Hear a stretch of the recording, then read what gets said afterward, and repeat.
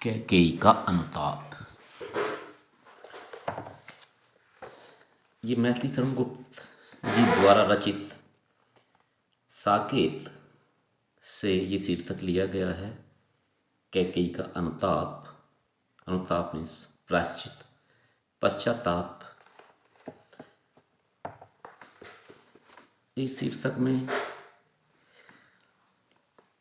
कैकेयी ने महाराजा दशरथ से राम के लिए 14 वर्ष का वनवास और अपने पुत्र भरत के लिए राज सिंहासन मांग लिया था। परंतु जब भरत अयोध्या लौटे, उन्हें यह ज्ञात हुआ कि उनकी माता कैकेयी ने उनके भ्राता श्री राम जी को 14 वर्ष का वनवास और उनके लिए राज सिंहासन मांगा है।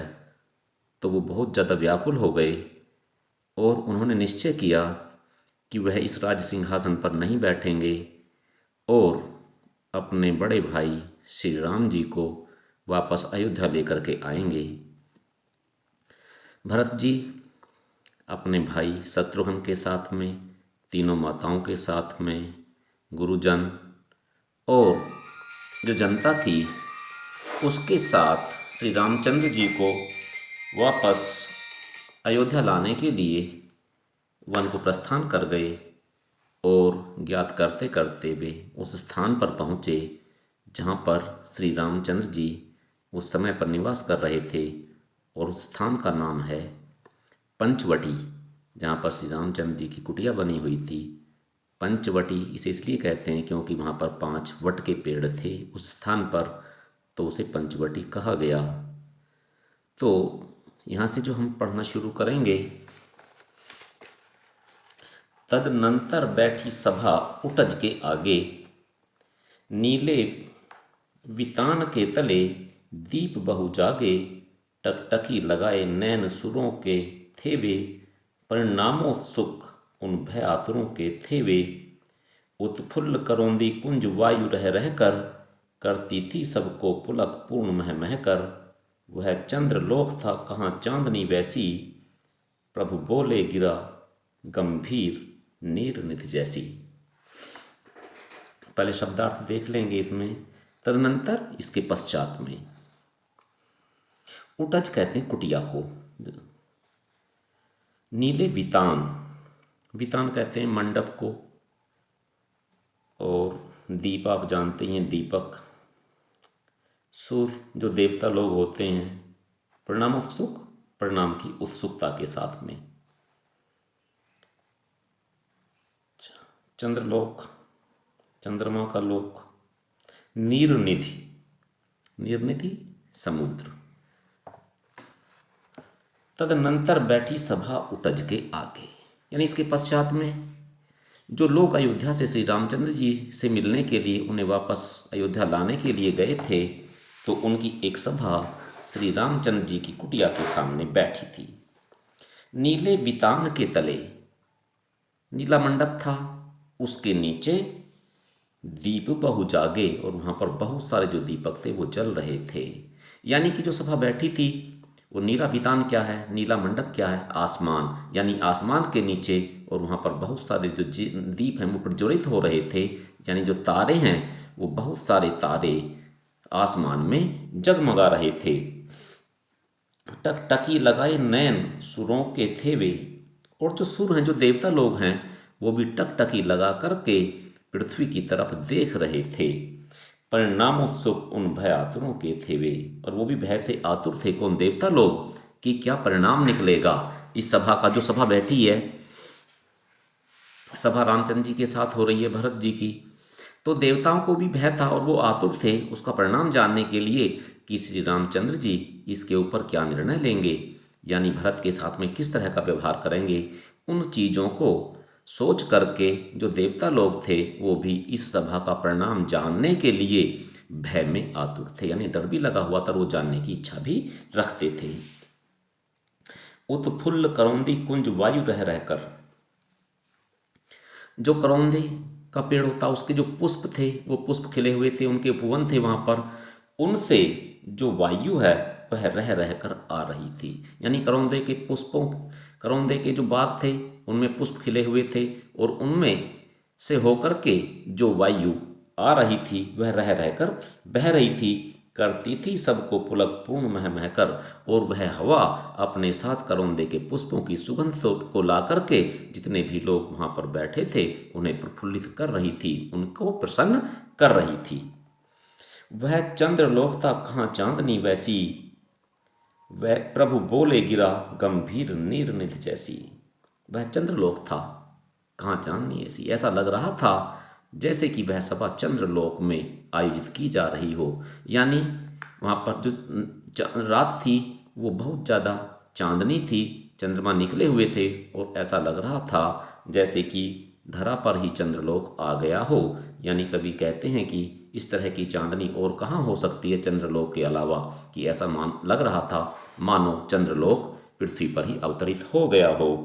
प्रभु बोले गिरा गंभीर नीर निधि जैसी। तो प्रभु ने यानी श्री रामचंद्र जी ने जो भी वहाँ पर बिल्कुल शांत लोग बैठे थे उस शांति को चीरते हुए बहुत ही गंभीर मुद्रा में, यानी जिस प्रकार से समुद्र की गहराई होती है, समुद्र गंभीर होता है, उस तरह की वाणी में श्री रामचंद्र जी ने बोलना शुरू किया। हे भरत भद्र, अब कहो अभिप्सित अपना, सब सजग हो गए भंग हुआ जो सपना। हे आर्य रहा क्या भरत अभिप्सित अब भी, मिल गया अकंटक राज उसे जब तब भी।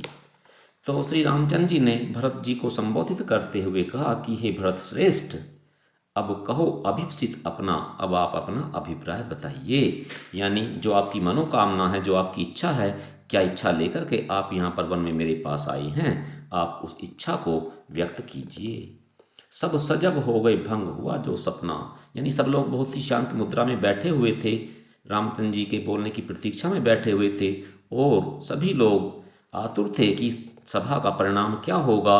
तो जब श्री रामचंद्र जी ने बहुत ही गंभीर मुद्रा में गंभीर वाणी में बोलना शुरू किया तो सब लोग एकदम सजग हो गए और ऐसा लगा जैसे कि उन्होंने कोई स्वप्न देखा हो। जिस प्रकार से आदमी स्वप्न देखने के बाद में अचानक एकदम सजग हो जाता है, चौकन्ना हो जाता है, सभी लोग बिल्कुल उस तरह से हो गए। हे आर्य रहा क्या भरत अभिप्सित अब भी।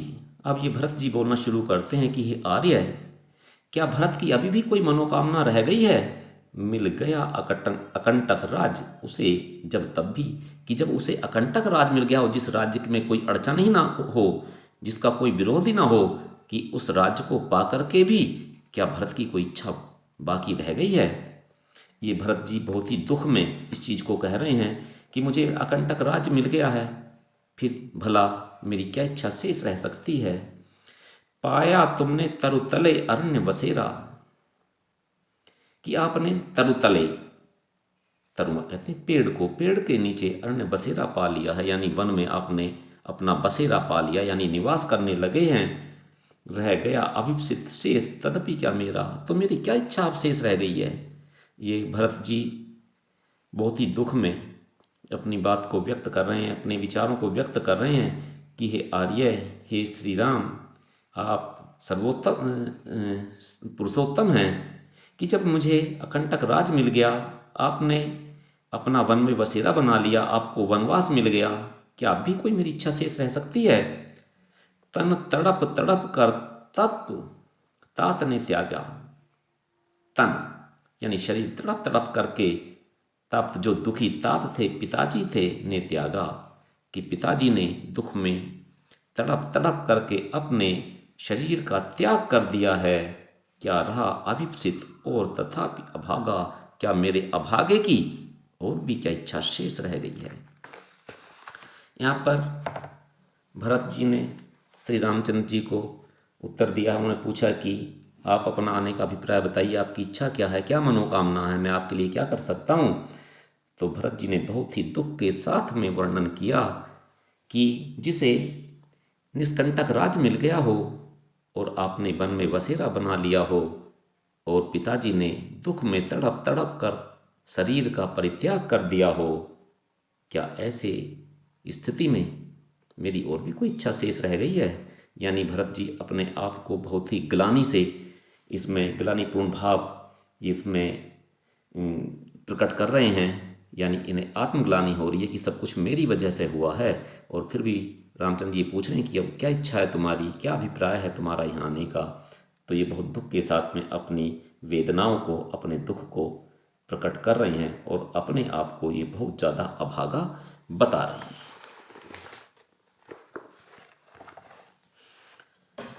हाँ, इसी अयस के हेतु जन्म था मेरा। आगे कहते हैं भरत जी बहुत दुखी होकर के कि हाँ, इसी अयस के, अयस अपयस, हाँ इसी अयस के हेतु जन्म था मेरा, निज जननी ही के हाथ हनन था मेरा।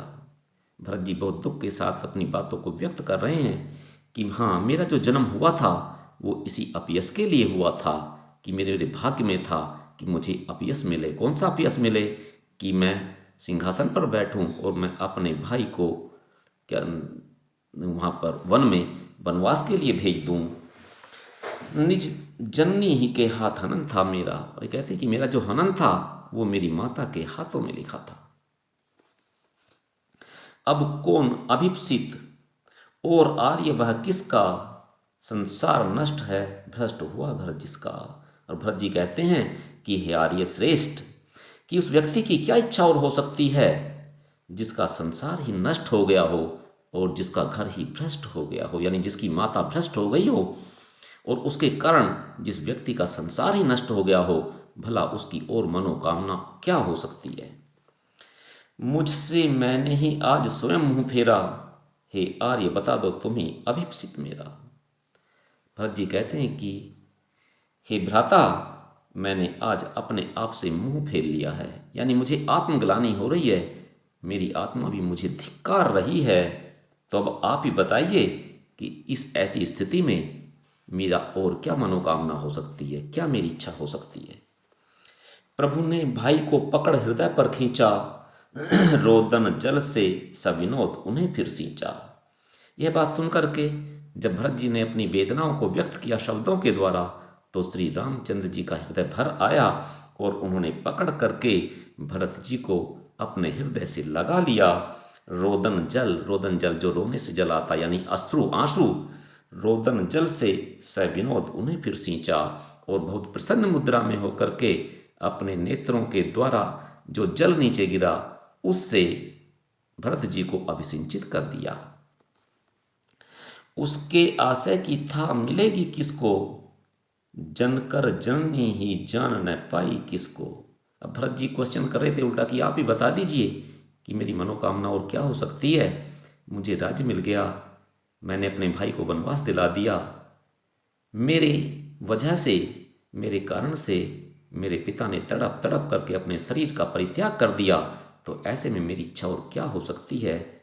इन वेदनाओं को सुन करके श्री रामचंद्र जी का हृदय करुणा से भर गया और उन्होंने भरत जी को अपने गले से लगा लिया और उनकी आंखों से आंसू बह निकले। और वो कहते हैं कि उसके आशय की था मिलेगी किसको, कि हे भरत, तुम्हारे हृदय की बात को कौन जान सकता है, कौन उसकी था ले सकता है। जनकर जननी ही जान न पाई जिसको, जिसकी माता ने ही उसकी जो था है हृदय की, यानी उसके जो विचार हैं, जब उनकी माँ को ही नहीं मालूम पड़ा, उसकी माँ ही ना जान पाई, तो इसके अलावा आपके हृदय की बात को और कौन जान सकता है।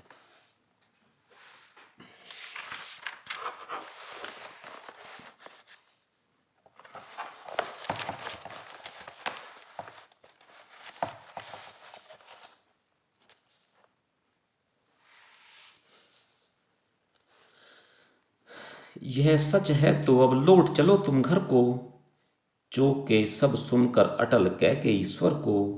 सबने रानी की ओर अचानक देखा, वह धव्य तुषारा व्रता यथा विधुलेखा। अब जब ये बातें सुनी, जब रामचंद्र जी ने भरत जी से ये कहा कि तुम्हारे हृदय की बात को तो माता कैकेयी भी नहीं समझ पाई हैं जिन्होंने आपको जन्म दिया है, तो ऐसे में मैं भला तुम्हारे हृदय की बात को कैसे जान सकता हूँ। महारानी कैकेयी ने ये बातें सुनी और महारानी कैकेयी बोली कि यह सच है तो अब लौट चलो तुम घर को, कि अगर ये बात सत्य है जो तुम कह रहे हो कि जो भी मैंने किया उसमें भरत की कोई इच्छा शामिल नहीं थी, यानी उसमें भरत का कोई हाथ नहीं था, तो अब तुम घर को लौट चलो। चौंक सब सुनकर अटल कैकेयी स्वर को और सभी लोग, जो कैकेयी ने बहुत ही अटल स्वर में ये बात कही कि अगर तुम इस बात को मानते हो कि भरत को मेरी योजना का कोई पता नहीं था, ये मैंने यानी भरत इसमें सम्मिलित नहीं था, तो फिर आप भरत को सजा क्यों दे रहे हो। भरत आपको लेने के लिए अयोध्या ले चलने के लिए आया है। तो कैकेयी श्री रामचंद्र जी से कहती हैं कि फिर आप उसकी सजा उसे क्यों दे रहे हैं, कि ये काम मैंने किया है, जो भी गलती की है वो मैंने की है, उसमें भरत बिल्कुल भी शामिल नहीं है, तो फिर उसकी सज़ा भरत को क्यों दी जाए। कि अगर इस तरह की बात है कि मैं भी भरत के हृदय की बात को अगर नहीं जानती हूँ, तो भरत जो हैं वो इसमें बिल्कुल भी दोषी नहीं है, दोष जो है वो सब मेरा है, इसीलिए आप यहाँ से अयोध्या के लिए लौट चलिए। तो यह बात सुनकर के सभी लोग चौंके, क्योंकि कैकेयी ने ये जो बात कही बहुत ही अटल स्वर में कही, बहुत दृढ़ निश्चय के साथ कही। सबने रानी की ओर अचानक देखा, वैधव्य तुषाराव्रता यथा विधुलेखा। सबने रानी की ओर अचानक देखा। जब रानी ने बोलना शुरू किया तो सबकी जो दृष्टि थी, जो भी लोग वहाँ पर एकत्र थे, उन सब की दृष्टि अचानक बिल्कुल महारानी की तरफ चली गई। वैधव्य, जो वैधव्य था उनका, विधवापन था, तुषाराव्रता यथा, वो बिल्कुल इस तरह का था जिस तरह से तुषार की आवृत्ति से, यानी जो कोहरा होता उसकी आवृत्ति से, विधुलेखा, जो चंद्रमा की रेखा होती है, जो चंद्रमा की चांदनी होती है, जिस प्रकार से चंद्रमा की चांदनी को कोहरा ढक लेता है, तो बिल्कुल रानी ने, क्योंकि श्वेत वस्त्र पहने हुए थे, उसी प्रकार से श्वेत वस्त्रों ने रानी के शरीर को ढका हुआ था, जिस प्रकार से कोहरा चंद्रमा की चांदनी को ढक लेता है। बैठी थी अचल तथापि असंख्य तरंगा। बैठी थी अचल, रानी बिल्कुल अचल बैठी हुई थी, यानी कोई भी गतिविधि नहीं कर रही थी। तथापि, तब भी असंख्य तरंगा, उनके दिमाग में, उनके शरीर में असंख्य तरंगें चल रही थी, यानी असंख्य विचार उनके मस्तिष्क में चल रहे थे। अब सिंही अब थी हाहा गोमुखी गंगा। सिंही, जो सिंगनी थी, अब थी हाहा, ये जो बिल्कुल जो बहुत ही भाव उसके होते हैं, बिल्कुल जिस तरह से गंगा होती है वो बिल्कुल शीतल होती हैं। गौमुखी, जैसे गाय होती है, बिल्कुल निर्दोष देखने में हमें प्रतीत होती है, उसके जो हाव भाव होते हैं वो बहुत ही शांत होते हैं। यानी जो रानी कभी बिल्कुल सिंहनी की तरह से हुआ करती थी, आज उनके चेहरे पर जो भाव थे वो बिल्कुल गंगा की तरह थे, जो बिल्कुल शीतल और शांत थे। इस तरह के भाव कैकेयी के चेहरे पर थे। हाँ, जनकर भी मैंने न भरत को जाना। वो कहते कि हाँ, मैंने भरत को जन्म दिया है, लेकिन भरत को जन्म देने के बावजूद भी मैं उसे पहचान नहीं पाई हूँ। सब सुन ले, तुमने स्वयं अभी यह माना। और सभी लोग ये सारी सभा को संबोधित करते हुए कहते हैं कि सब लोग ध्यानपूर्वक सुने कि अभी रामचंद्र जी ने यह बात मानी थी कि मैंने उसके हृदय के, भरत के हृदय की बात को कभी नहीं पहचाना है। तो कैकेयी जी यहाँ पर ये सिद्ध करने का प्रयत्न कर रही हैं कि ये जो कुछ भी हुआ उसमें भरत का कोई हाथ नहीं था, वो सारा जो पाप था वो सब कैकेयी ने किया था। और वो कहती हैं कि अगर जो दोष मेरा है तो सज़ा भी केवल मुझे ही मिलनी चाहिए, भरत को उसकी सज़ा नहीं मिलनी चाहिए। और यह प्रयास करती हैं कि किसी भी तरह से रामचंद्र जी वन से वापस अयोध्या को लौट जाएं, क्योंकि भरत की यही इच्छा है कि श्री रामचंद्र जी वहाँ से वापस लौटें। तो यहाँ पर कैकेयी जी लगातार ये प्रयत्न कर रही हैं, ये समझाने का प्रयास कर रही हैं कि भरत का उसमें कोई भी दोष नहीं है, और जब भरत का दोष नहीं है तो भरत की जो विनती है उसे स्वीकार कर लिया जाए, यानी श्री रामचंद्र जी वापस अयोध्या को लौट चले। तो पूरी सभा को संबोधित करते हुए कहती हैं, सब सुन लें, तुमने स्वयं अभी यह माना, कि सब लोग सुन लीजिए कि रामचंद्र जी ने अभी इस बात को माना था कि मैं उनके, भरत जी के हृदय की बात को मैं बिल्कुल भी नहीं जानती थी। यह सच है तो फिर लौट चलो घर भैया, कि अगर यह बात सत्य है तो भैया अब तुम घर को लौट चलो। रामचंद्र जी से कहती हैं, अपराधिन मैं हूँ तात तुम्हारी मैया। और कहते हैं कि तुम्हारे जो तात हैं, जो तुम्हारे भाई हैं, वो इसके अपराधी नहीं हैं, बल्कि मैं तुम्हारी जो माँ हूँ, मैं इसकी अपराधी हूँ। इसीलिए भरत को इसका दंड न दिया जाए, भरत की जो प्रार्थना है उसे स्वीकार कर लिया जाए और यहाँ से आप अयोध्या को वापस लौट चलें।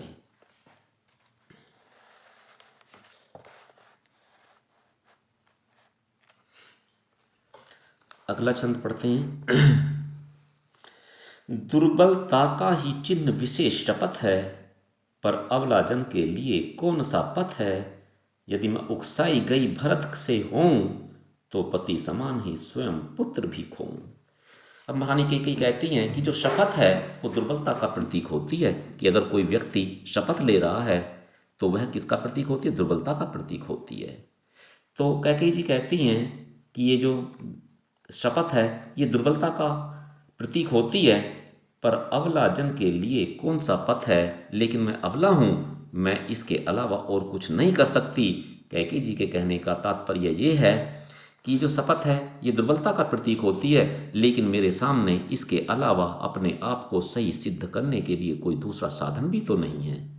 और ये शपथ लेती हैं कैकेयी जी, यदि मैं उकसाई गई भरत से हूँ तो पति समान ही स्वयं पुत्र भी खोऊं। और कैकेयी जी शपथ लेकर के कहती कि मैं इस बात की शपथ लेती हूँ, अगर इसमें भरत ने मुझे तन सा भी इस कार्य को करने के लिए उकसाया हो, तो जैसे मैंने अपने पति को खो दिया उसी तरह से मैं अपने पुत्र को भी खो दूं।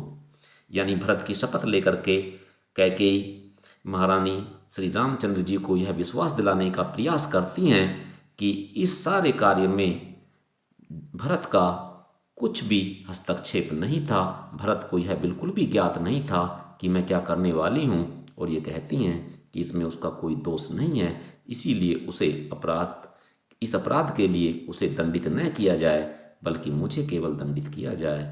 और उनका तात्पर्य ये है कि भरत जो हैं वो आपको यहाँ से लेने के लिए आए हैं, अयोध्या चलने के लिए कहने के लिए आए हैं, तो आपको उसे निराश नहीं करना चाहिए, आपको भरत के साथ अयोध्या वापस जाना चाहिए। और ये शपथ लेकर के यह विश्वास दिलाने का प्रयत्न करती हैं कि भरत ने उस कार्य के लिए मुझे बिल्कुल भी उकसाया नहीं था। ठहरो मत रोको मुझे, कहूँ सो सुन लो। और ये सभा को संबोधित करते हुए कहती हैं कैकेयी माता कि सुनो, मुझे कोई रोकना नहीं है, जो कुछ मुझे कहना है मुझे अपनी बात को कह लेने दिया जाए, मुझे कोई बीच में ना रोके।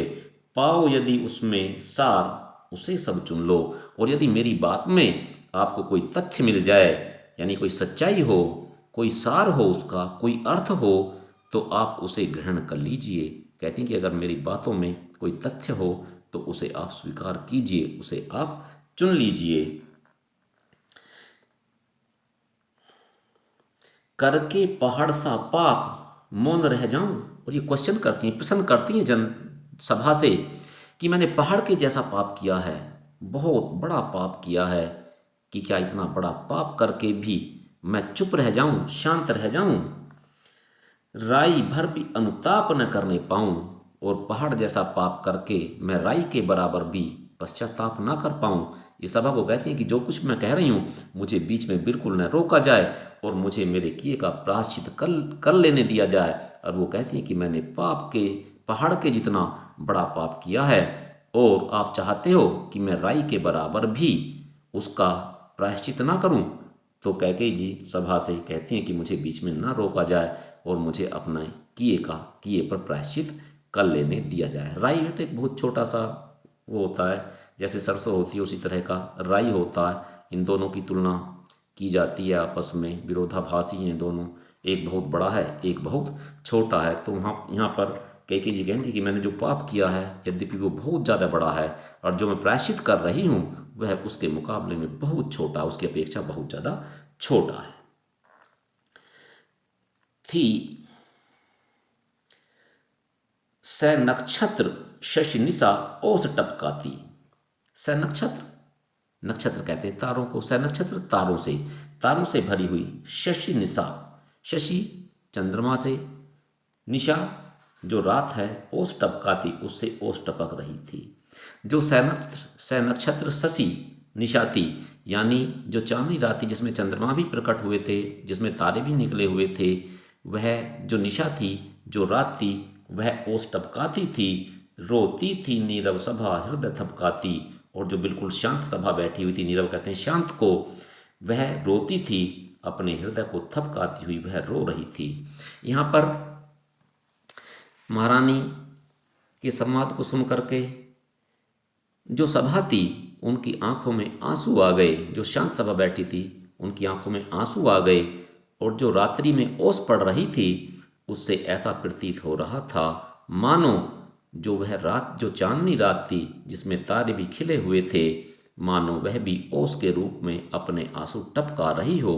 कहने का तात्पर्य यह है कि जो वहाँ पर जन थे, जो लोग थे, वह तो दुखी थे ही, लेकिन जो प्रकृति थी, प्रकृति भी उस सभा को देख करके, जो संवाद वहाँ पर चल रहा था, बात चल रही थी, उसे सुन करके प्रकृति भी अपने आंसू टपका रही थी।